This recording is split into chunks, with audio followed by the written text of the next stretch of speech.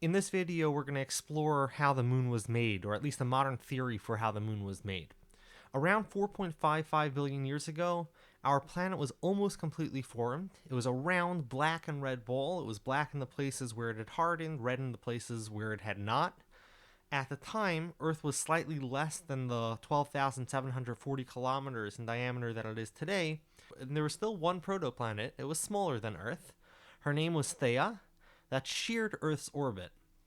4.53 billion years ago, that changed when Theia collided with Earth, turning Earth back into a red molten ball in the places on the surface where it had frozen out, and gouging out a portion of the crust that would come to make the moon.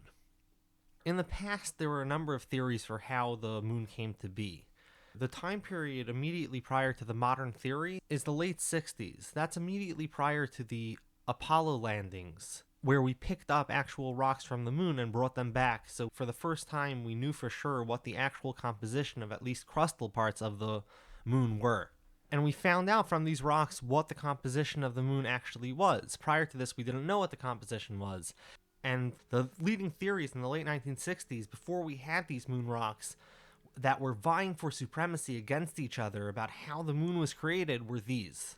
The first idea was that when the Earth was very young, it was molten and it was spinning very fast.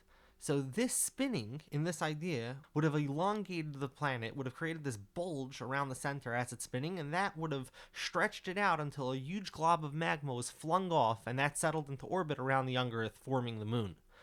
The second idea was that the moon had accreted around the Earth from the sphere debris that came to make the Earth. This proposal is very similar to the idea of how the planets were formed. Just as the planets had been formed from the excess matter that made up the sun, which contains 99.9% of the mass of our solar system, so too the moon formed from the excess matter that made the Earth, where the Earth contains the overwhelming majority of the mass in the Earth system. And the third proposal is the most basic. It's just that the moon had once been an asteroid flying through space. It had fallen into orbit around Earth due to Earth's gravity, and now it was stuck there. Now, each of these ideas have merit. In fact, it appears to be that each of these are accurate descriptions of how moons can be formed and how certain moons in our solar system did form. But they don't appear to be right for the way our moon formed.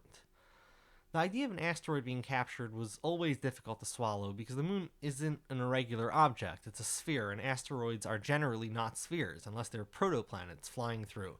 But this idea became even more difficult to maintain, and the other two ideas also became difficult to maintain when we got actual rocks from the moon in the late 1960s, early 70s. It turned out that the moon was very similar in atomic composition to our crust. Also, the moon had just a tiny core. The core makes up just about 3% of its mass, as opposed to the Earth's core makes up about a third of Earth's mass. And third, the moon rocks had virtually no volatile elements, such as nitrogen, carbon, sulfur, and hydrogen. So it would seem that the moon must have gone through a phase where it lost much of its volatiles. The similarity in composition between the crust and the moon rocks, and the fact that the moon lacks a big core, shows that the moon is really less dense than the materials that made Earth, and yet the similarity in composition and some strikingly similar isotope ratios, such as the oxygen isotopes that are found in moon rocks and Earth crust rocks, suggest that it was made from the same material as Earth. So how do we square this? Over the coming years, a new theory emerged, and this theory had it that the moon was mostly formed from the actual crust of Earth, and this had happened after the planet had differentiated. There are a number of different versions of the specific theory, but here's the gist of it. 4.53 billion years ago, the last protoplanet in our orbit, Theia, crashes into Earth slightly off-center. Over the coming 5 minutes, Theia's smashed as Earth maintains its form, roughly. But by 10 minutes, Theia's mostly destroyed and Earth is noticeably deforming. By 30 minutes, Theia is virtually gone, and Earth is spewing streams of molten rock out of its gaping wound. Much of this rock would mix with molten rock from Theia's former mantle and would fall to Earth for days or weeks afterwards. But some would remain in orbit, coalescing together in a repeat of the planetary formation process, this time becoming the moon, becoming nearly its full size within a few years.